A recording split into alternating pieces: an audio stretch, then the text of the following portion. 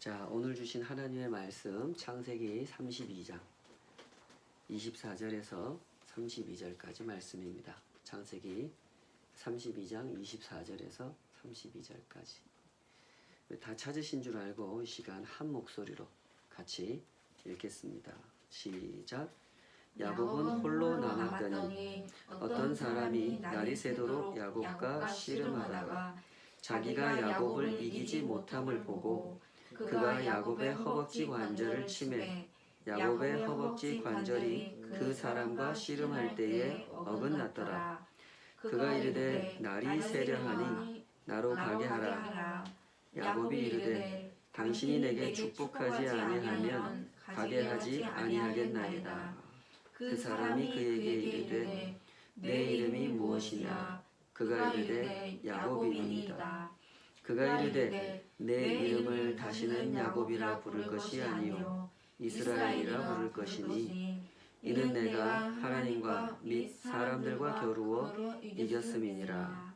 야곱이 청하여 이르되 당신의 이름을 알려주소서. 그 사람이 이르되 어찌하여 내 이름을 묻느냐 하고 거기서 야곱에게 축복한지라. 그러므로 야곱이 그곳 이름을 브니엘이라 하였으니 그가 이르기를 내가 하나님과 대면하여 보았으나 내 생명이 보존되었다 함이더라.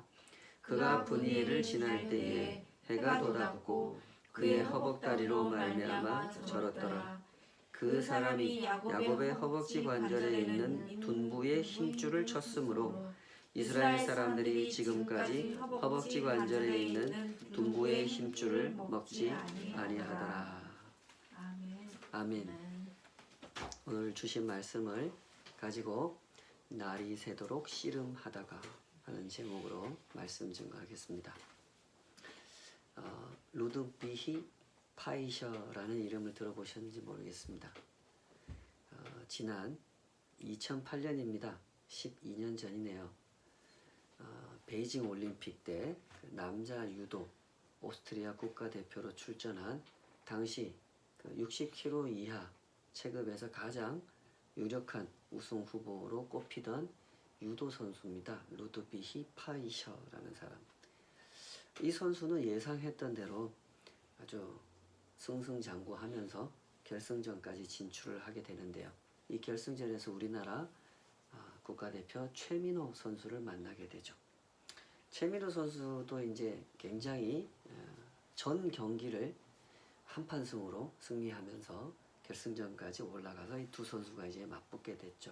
사실 이 두 선수는 뭐 같은 체급이다 보니까 국제 대회를 여러 번 치르면서 서로 만난 적이 있는 그래서 서로를 어느 정도 알고 있는 그런 사이였죠. 그때까지 그 상대 전적은 루드비히 파이셔 선수가 앞서고 있었다고 합니다. 훨씬 더 많이 승리했다는 이런 얘기죠. 그러다가 이제 이 올림픽 결승전에서 이 두 선수가 맞붙게 된 겁니다. 경기 결과 어떻게 된지 기억나십니까?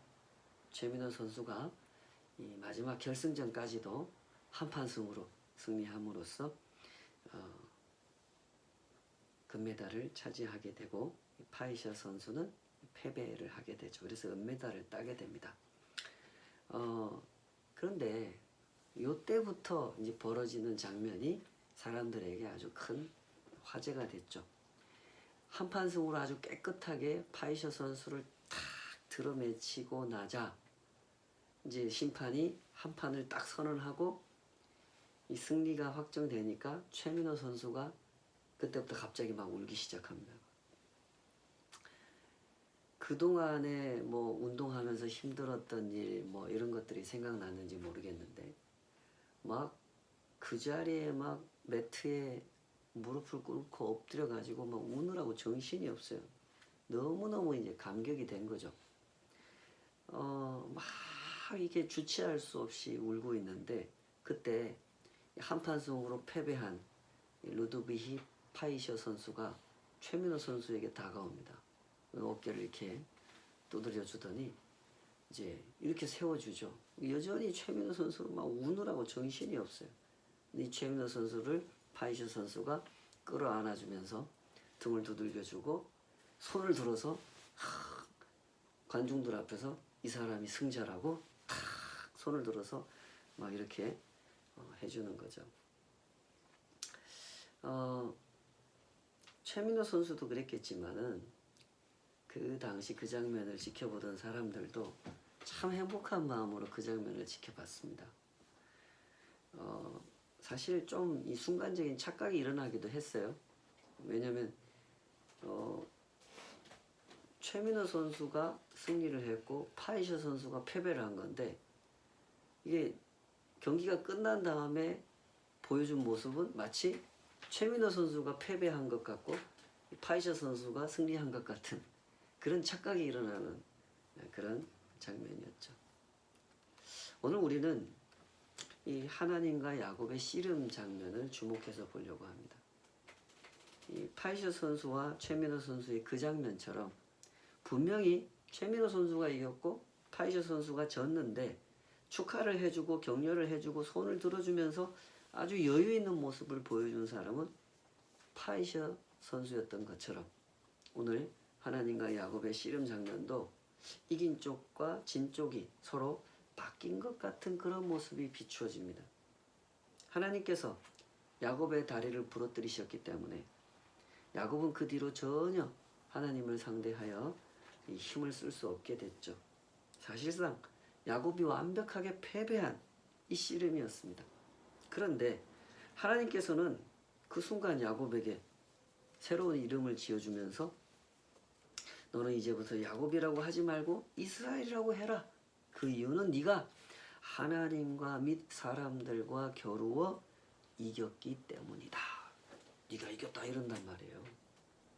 이 대목이 참 아리송합니다. 분명히 하나님은 야곱한테 패배하신 적이 없어요.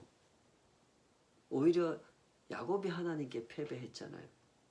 야곱은 하나님께 막 매달렸습니다. 저를 축복해 주시기 전에는 당신을 보내드릴 수 없습니다. 라고 막 매달렸죠. 이런 말은 승자가 패자한테 하는 말이 아니지 않습니까? 패자가 승자한테 하기에 어울리는 말이죠. 그리고 상식적으로 생각해 봐도 어떻게 하나님이 사람하고 씨름해가지고 질 수가 있겠습니까? 있을 수 없는 일이죠. 자, 그런데 이것이 어떻게 된 일일까요? 창세기는 이런 이야기를 우리에게 뭘 가르쳐 주려고 이런 이야기를 우리에게 들려주는 것인가? 우리가 함께 본문의 메시지를 헤아려 보려고 하는 것입니다. 우선 확인하고 넘어가야 될 것은 이 본문이 씨름 이야기를 중심에 두고 있다라는 겁니다. 전체적인 내용도 씨름 이야기이긴 합니다만 이야기가 시작하는 22절부터 24절에 보면 아주 두드러지게 언어 유희라는 걸 써요.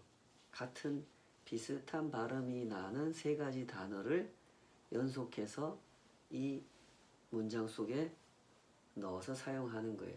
그게 뭐냐면 야곱이 홀로 있을 때 야복 나루를 건널 때 어떤 사람이 갑자기 나타나서 씨름을 하게 됐다 이거예요. 여기 중요한 세 가지 단어 발음이 아주 유사하단 말이에요. 야곱이 야복 나루에서 씨름을 했다. 우리말로 이제 번역을 씨름을 했다 이래 놨는데 히브리 말로는 아바크를 했다 이렇게. 야곱이 야복에서 아바크를 했다. 이렇게 유사한 발음이 연속되는 이 문장을 통해서 지금부터 들려주는 이야기는 씨름 이야기다 하면서 독자들을 안내하고 있는 것이죠. 앞서도 잠깐 얘기했다시피 대단히 알쏭달쏭한 씨름 이야기입니다. 가축들과 가족들을 먼저 보내고 야곱이 홀로 남아있지 않습니까? 그리고 씨름이 시작돼요. 독자들은 생각을 하죠. 이 사람이 누구지? 갑자기 이 밤에 야곱 혼자 있는데 나타나가지고 무슨 뭐 대화를 하는 것도 아니에요. 바로 그냥 씨름이 시작돼요. 그래서 이 대목을 읽어 나가면서 독자들은 의문을 품으면서 질문을 던지면서 읽어 나가는 거죠. 창세기 기자는 의도적으로 이 야곱에게 나타나서 씨름을 한 이분의 정체를 숨겨놓고 있어요. 29절에 그 야곱과 씨름하신 하나님께서 29절에 가면 이제 그때 사라지시거든요. 그 순간까지도 이 창세기 기자는 야곱과 씨름한 하나님을 지칭할 때 하나님이라고 절대 얘기 안 합니다. 그 사람이라고 지칭해요. 그러다가 이야기가 마무리될 즈음에 야곱이 이제 깨닫죠. 아, 내가 밤새 씨름했던 분이 하나님이었구나. 이렇게 야곱의 입을 통해서 그분이 하나님이셨음을 밝혀주는 그런 씨름 이야기입니다.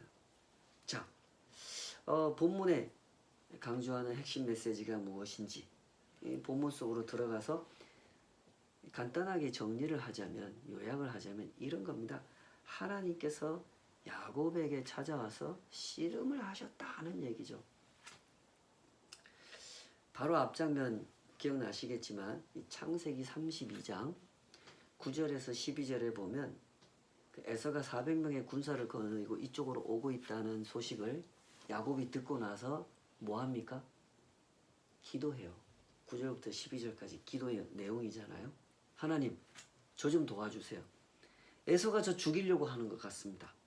너무 답답해서 제가 잠도 못 잘 정도입니다. 하나님 꼭 도와주셔야 되겠습니다.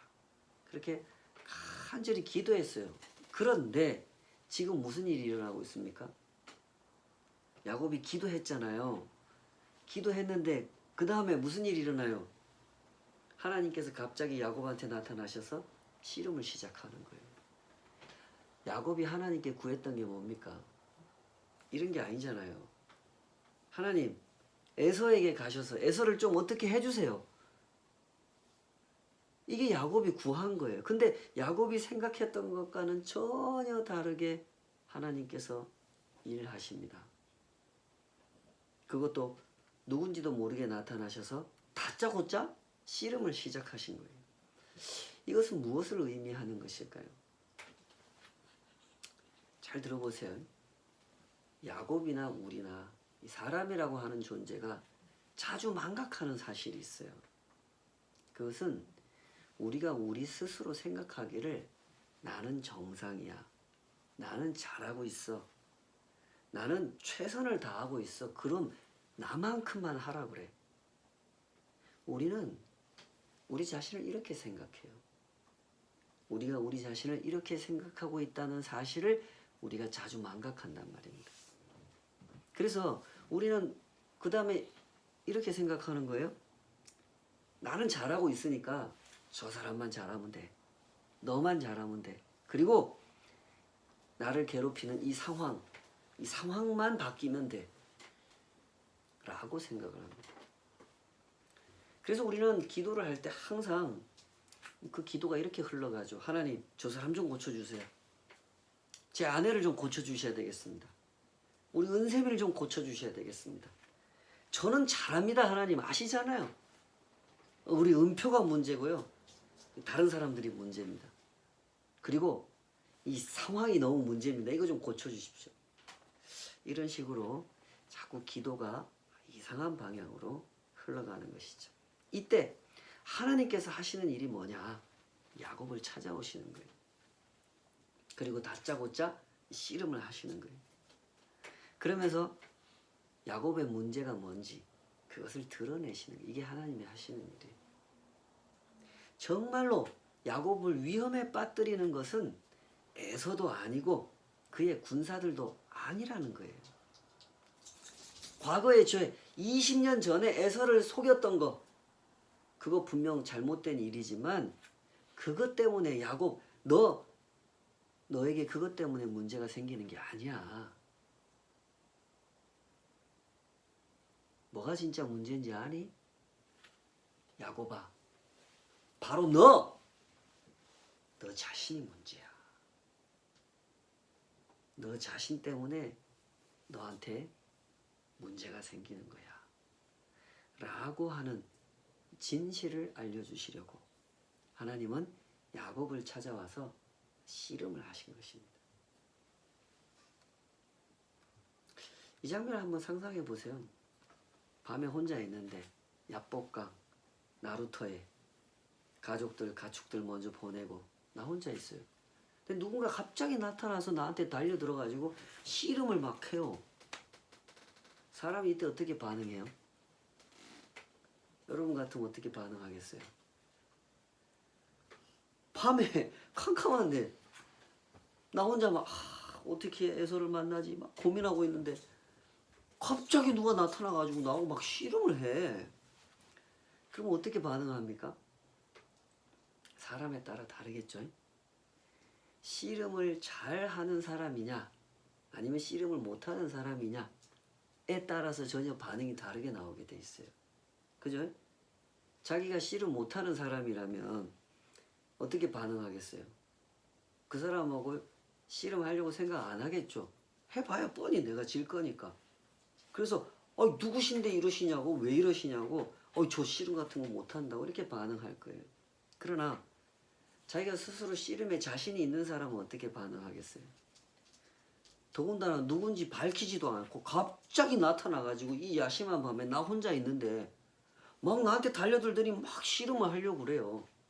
이때 씨름 잘하는 사람은 어떻게 반응해요? 반사적으로 같이 씨름하는 거죠. 무슨 얘기인지 아시겠어요? 야곱은 어떤 사람입니까? 네? 야곱은 잘 기억해 보세요. 야곱은 힘쓰는 일이라면 자신 있는 사람이에요. 라헬을 처음 만났을 때 어떻게 했어요? 우물가에서 만나죠. 그 우물에는 우물 덮개가 있었어요. 굉장히 큰 돌이 있었어요. 그 돌을 남자 3명이 와가지고 옮겨서 물을 먹일 때는 덮개를 제거하고 물을 다시 다 먹이고 난 다음에 그 덮개를 남자 3명이 옮겨가지고 다시 덮어놓고 그렇게 사용하는 우물이었어요. 그때 야곱이 어떻게 합니까? 라헬한테 마음을 얻기 위해서 자기 혼자 이 돌을 옮겨버리잖아요. 남자 3명이서 옮기는 돌을. 야곱은 힘쓰는 일이라면 자신이 있는 사람이에요. 내가 싸움에 자신이 있으면 밤에 이렇게 나 혼자 있는데 누가 갑자기 나한테 막 펀치를 날리면서 달려들면 어떻게 해요? 나도 같이 이제 뭐, 야, 너 누군지 모르겠지만, 야, 나도 싸움하면 일가견이 있는 사람이거든? 참, 네가 범무서운지 모르고 달려드는구나 하면서 바로 이제 같이 싸움에 응하는 거죠. 그게 야곱이에요. 잘 보세요. 우리 하나님은 이렇게 일을 하세요. 그 사람이 아주 자신 있어 하는 부분, 그가 스스로 문제 없다고 생각하는 그 부분을 건드리십니다. 그리고 진실을 목격하게 하세요. 물론 사람은 빨리 이 사실을 인정하지 않아요. 야곱도 지금 그러고 있잖아요. 야곱은 밤새 온 힘을 다해서 싸웁니다. 그러다가 곧 큰 코를 다치게 되지 않습니까? 그 장면 한번 다시 읽어봅시다. 24절에서 25절입니다. 24절에서 25절 같이 크게 읽겠습니다. 시작. 야곱은 홀로 남았더니 어떤 사람이 날이 새도록 야곱과 씨름하다가 자기가 야곱을 이기지 못함을 보고 그가 야곱의 허벅지 관절을 치매 야곱의 허벅지 관절이 그 사람과 씨름할 때에 어긋났더라. 여기서 약간 설명이 필요한 부분이 있는데 자기가 야곱을 이기지 못함을 보고 라고 하는 표현입니다. 이런 표현은 이렇게 오해를 하는 경우가 종종 있어요. 하나님이 생각할 때 이 야곱이라는 놈이 힘이 너무 세다. 내가 절대 못 이기겠다. 라고 생각을 했다는 뜻으로 이 구절을 이해하는 것은 잘못 이해하는 겁니다. 아까도 말씀드렸지만 하나님이 어떻게 사람한테 질 수가 있겠어요? 그런 뜻이 아니에요. 이 표현은 당시의 상황을 묘사한 거예요. 하나님께서 야곱과 이제 씨름을 하고 있는데 야곱의 반응이 보니까 아주 악착같이 버티면서 이기려고 그러더라는 거예요. 그걸 이렇게 표현한 거예요. 자, 야곱이 이렇게 버티니까 하나님께서 어떻게 하십니까? 허벅지 관절을 쳐서 어긋나게 만들어 버렸다. 이렇게 돼 있죠. 신학자들은 이 허벅지 관절이라고 표현된 이 신체 부위, 이 신체 부위가 그 어떤 부위냐 하면 씨름을 할 때 힘을 써야 되잖아요. 힘을 쓰려고 할 때 핵심이 되는 부위라 그래요. 하나님이 딱 그 부분, 야곱이 그 괴력을 발휘할 수 있도록 힘을 딱 내는 이 허벅지 여기 관절을 하나님이 딱 일부러 거기를 꺾어버리신 거예요. 힘을 못 쓰게 하려고.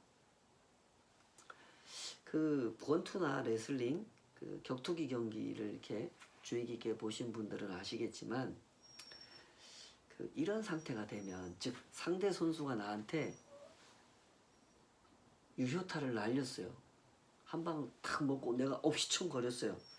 이렇게 되면 이 얻어맞은 선수가 이 기세를 몰아서 자기가 상대 선수로부터 더 확실한 펀치를 맞고 패배할까봐 그걸 막기 위해서 사용하는 전략이 있어요.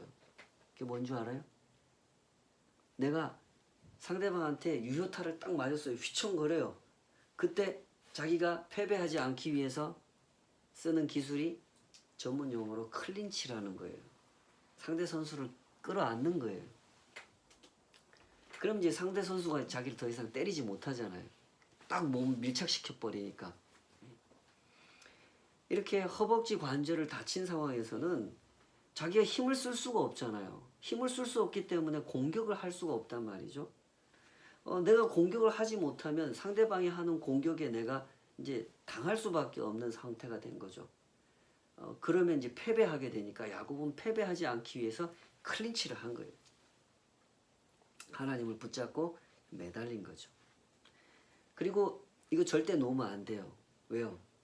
이 클린치가 풀리는 순간 자기는 이제 패배한단 말이죠. 야곱은 이때까지는 이 상대가 하나님이라는 사실을 모르고 있었습니다. 알았다면 이렇게 씨름하려고 안 했겠죠. 밤새도록 씨름을 하다가 이 다리를 다치고 난 뒤부터는 뭔가 상황이 뭔가 이상하다 하는 생각을 하기 시작하죠. 도대체 이분이 누구신가? 내가 이때까지 씨름해가지고 누구한테 져본 적이 없는 사람인데 밤새도록 내가 힘을 써서 이분을 넘기려고 했는데 도저히 이길 수 없는 분. 내 허벅지 관절을 꺾어버리고 힘을 쓰지 못하게 만드는 이분. 이분은 충분히 나를 제압할 수 있는 분인데 내 허벅지를 다치게 해놓고도 더 이상 나를 해치려고 하지 않아요. 도대체 이분은 누굴까? 혹시 이렇게 생각하고 있을 때쯤 하나님께서 야곱에게 이렇게 말씀을 하십니다. 26절에 보면 하나님께서 야곱한테 그러시죠. 그가 이르되 날이 새려하니 나로 가게 하라. 이 구절도 좀 이렇게 이상하게 이해하는 분들이 있어요. 하나님은 이렇게 영이시기 때문에 해가 뜨면 더 이상 이 세상에 존재하시면 안 되니까 날이 새려하니 나를 가게 해라 이렇게 말씀하신 것이라고 엉뚱하게 해석하는 사람도 가끔은 있습니다만은 하나님은 드라큘라가 아니십니다. 해가 뜬다고 사라지셔야 되는 그런 분이 아니에요. 해를 창조하신 분이 하나님이에요. 이 말씀은 이런 뜻이죠. 이제 그만하자. 밤중에 시작해가지고 벌써 날이 새려 한다. 다리까지 다친 상황에서 네가 그 몸으로 더 이상 어떻게 씨름을 할 수 있겠냐. 나 갈란다.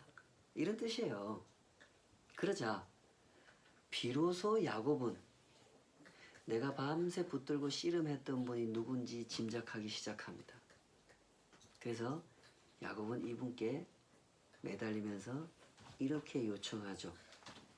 그 26절 후반부 하나님이 날이 새려하니 나로 가게 하라 이랬더니 그 뒤에 야곱이 뭐라고 했는지 거기서부터 읽어봅시다. 26절 후반부 야곱이 이르되 시작. 야곱이 이르되 당신이 내게 축복하지 아니하면 가게 하지 아니하겠나이다. 하나님, 아니 누구신지 제가 잘은 모르겠지만 당신은 저를 해치려고 오신 분은 아닌 것 같습니다.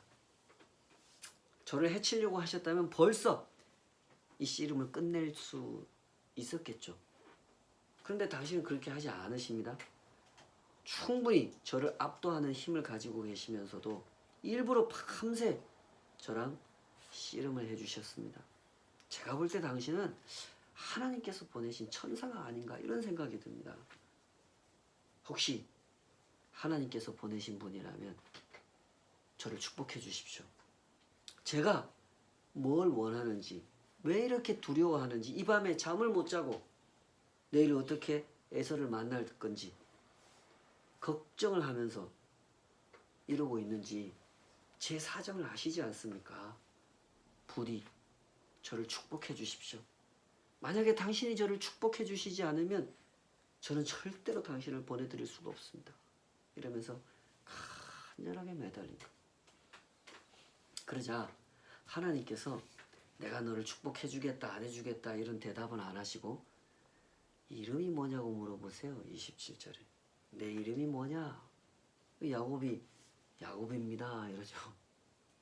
그리고는 하나님께서 이름을 바꿔주세요.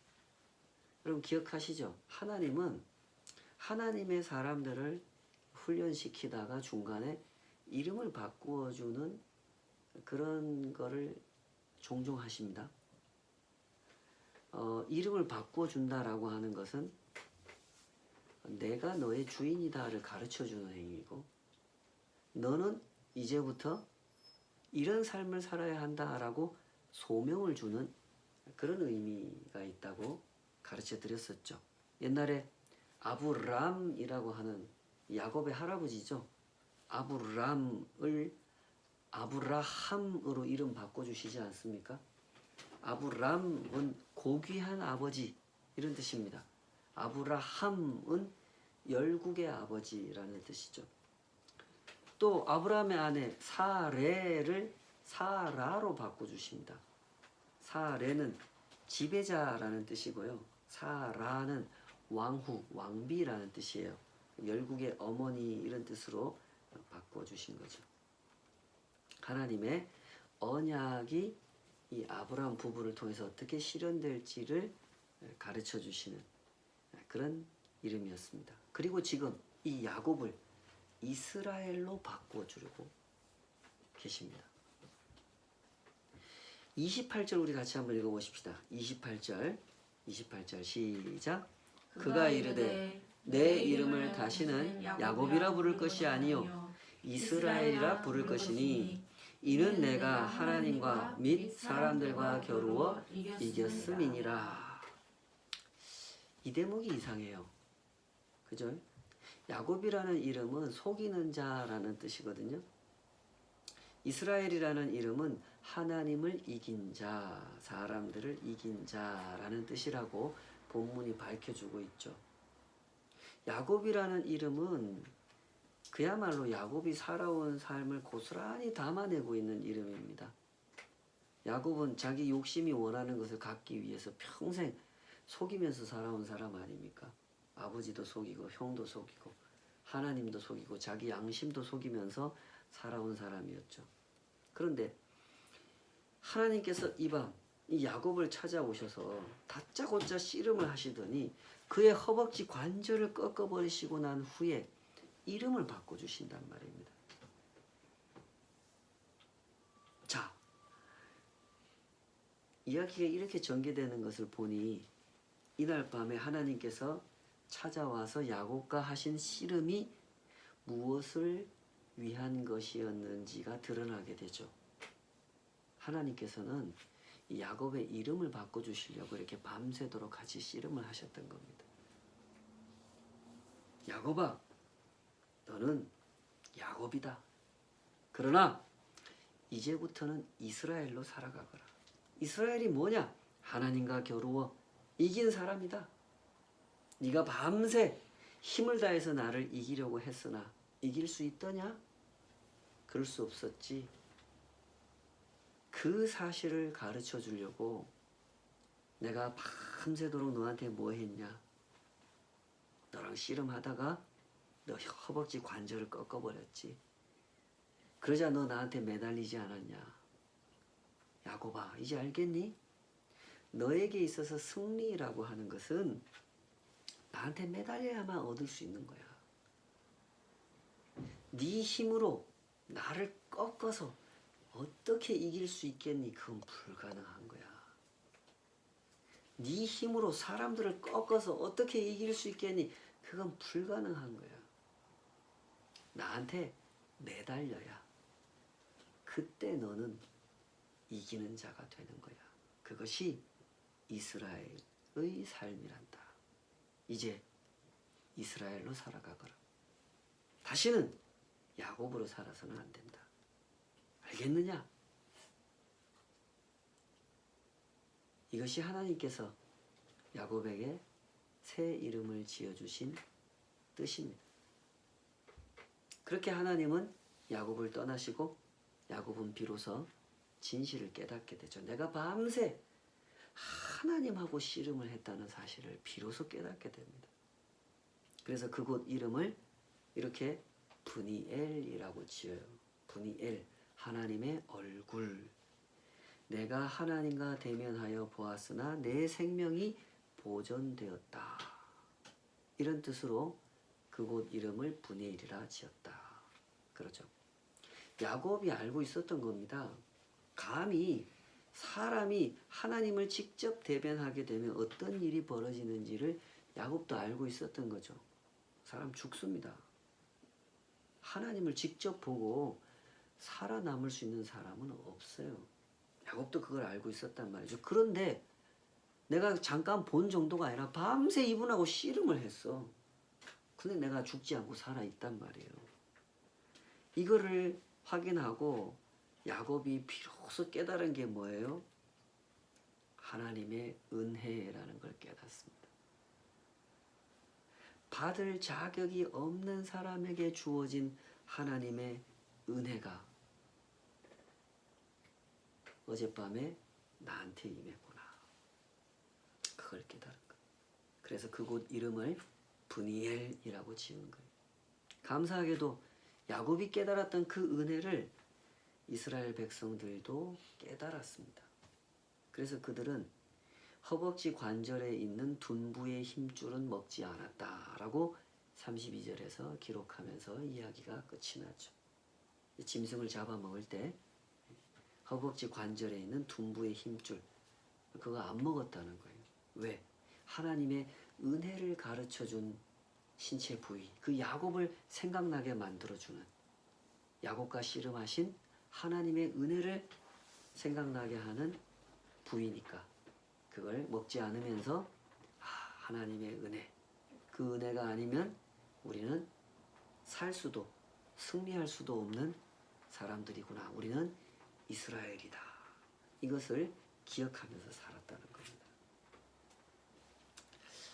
요한 크리스토프 아놀드라고 하는 분은 그 신앙과 삶의 일치를 꿈꾸는 신앙 공동체 있죠. 국제적으로 몇 군데가 있는데요. 약 90년 전에 그 독일에서 시작한 브루더 호프라고 하는 신앙 공동체의 지도자로 섬긴 분입니다. 지금은 세상을 떠나셨는데요. 이분의 책에 보면 한 번은 그 자기 공동체 안에서 그 젊은 청년 22살밖에 안 먹은 매트라고 하는 청년이 암에 걸려서 고민하던 시간을 함께 보낸 이야기를 들려주는 그런 대목을 만나게 되는데요. 누구나 그렇듯이 이 매트라는 청년도 처음에 이 암 진단을 받았을 땐 나을 수 있을 거라고 생각을 했고 낫기 위해서 열심히 치료를 받는 일에 전념했습니다. 그러나 조금 후부터는 내가 죽을 수도 있구나를 실감하면서 두려움과 외로움에 사로잡히기 시작해요. 그러면서 자기가 느끼고 있는 이 두려움과 외로움을 이 공동체의 지도자인 요한 크리스토프 아놀드에게 편지를 써가지고 고백을 해요. 제가 요즘 이렇습니다. 그러면서 성경을 읽고 하나님과 자신의 관계를 진지하게 생각하면서 자기가 느끼는 것, 자기가 회개하는 것, 자기가 소망하는 것, 자기가 궁금한 것 이런 것들을 편지에 써가지고 크리스토퍼 아놀드한테 보내요. 그러면 이제 아놀드도 매트의 편지에 답장을 해주죠. 근데 그 답장을 어떻게 해주었는가 하는 그 기록을 보면 정말 솔직하게 아주 도움이 되게끔 답장을 참 잘 해주었다는 것을 확인하게 되는데요. 제가 그 대목을 조금 읽어보겠습니다. 매트, 암에 걸리는 것은 한 인간의 힘이 무장해제되는 것이고 하나님은 그걸 통해서 우리에게 뭔가를 말씀하고 계신다네.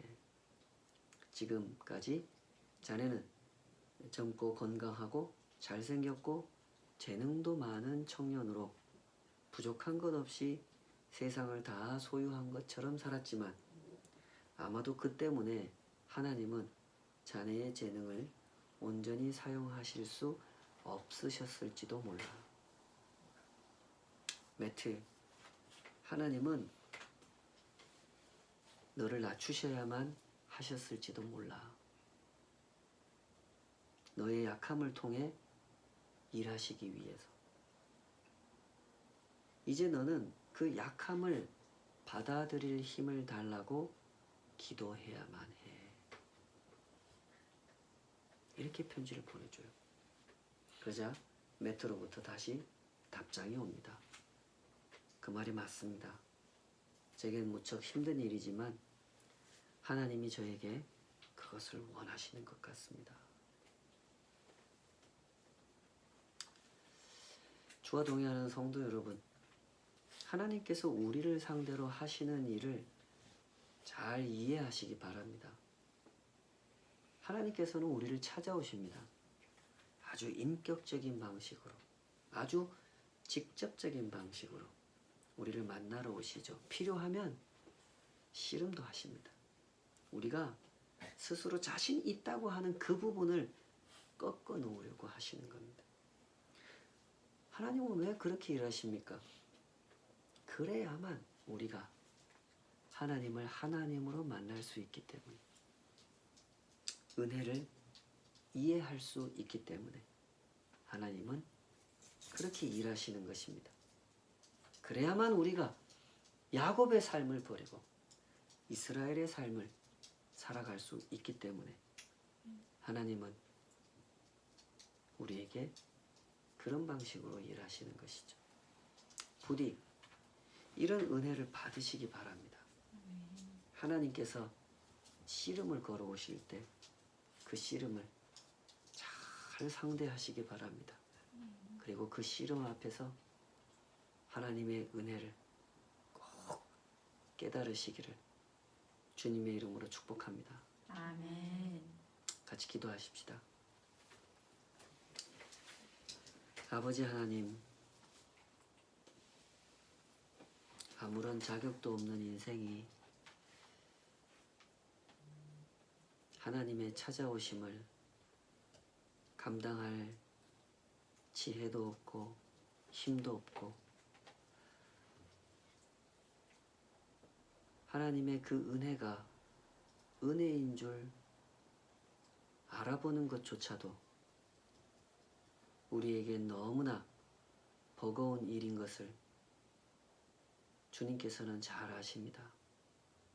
매일매일 넘치는 은혜를 부어주시지만 저희들은 그것이 은혜라고 인정하기보다는 내가 땀 흘려서 내가 노력해서 얻은 내 것이라고 끊임없이 주장하면서 살아갑니다. 야곱처럼 속이는 자가 되어 내 양심을 속이고 하나님을 속이면서 내 것 아닌 것을 내 것이라 우기면서 그렇게 참 많은 세월을 살아왔습니다. 하나님은 그런 야곱을 불쌍히 여기셨고 그를 포기하지 않으셨으며 그에게 은혜를 베풀어 주셨습니다. 은혜를 알게 하려고 씨름을 해주셨습니다. 밤새도록 야곱아, 네가 그렇게 힘쓰는 일에 자신 있냐? 너 그렇게 씨름에 자신 있냐? 하나님하고 씨름해 볼래? 하나님께서 너의 허벅지 관절을 치실 때 그때 비로소 네가 깨달을 수 있단 말이냐. 이제 야곱의 삶을 청산하자. 이제는 이스라엘로 살아가자. 네 힘으로, 네 욕심으로, 네 고집으로 이루어내는 승리가 아니라 하나님께서 은혜로 베풀어 주신 승리, 그 승리를 받아두리려. 주님, 우리 모두에게 주시는 이 복음의 초대, 은혜의 초대 앞으로 저희들이 나아가기 원합니다. 저희들의 마음을 정직하게 하여 주시고 겸손하게 하여 주셔서 하나님께서 씨름을 걸어오실 때 오만하게 용을 쓰고 힘을 쓰느라고 버티다가 그렇게 다치지 않도록 주님 저희들의 마음을 어루만져 주시옵소서. 하나님의 하나님 되심을 알아보게 하여 주시고 은혜의 은혜됨을 깨닫게 하여 주시옵소서. 겸손히 주님 앞에 엎드려 나를 찾아오신 하나님을 영접하게 하여 주시고 그 하나님의 은혜를 찬양하며 평생 하나님의 영광을 높여드리고 그 이름만을 경배하며 살아갈 수 있도록 저희들과 함께하여 주시옵소서. 이제는 우리 주 예수 그리스도의 은혜와 아버지 하나님의 크고 놀라우신 사랑하심과 은혜가 은혜인 것을 깨닫게 하시는 성령 하나님의 내주하심과 동행하심과 우리를 연단하시기 위하여 쉬지 않고 일하시는 그 거룩하신 섭리가 하나님 앞에 겸손히 엎드려 나를 찾아오신 하나님, 내게 씨름을 걸어오신 하나님, 은혜를 깨닫게 하시는 그 하나님 앞에 은혜를 깨달은 자 되어 살아가기를 사모하는 모든 주의 백성들을 삶 위에 이제로부터 영원까지 함께 하시기를 간절히 축원하옵나이다. 아멘. 아멘.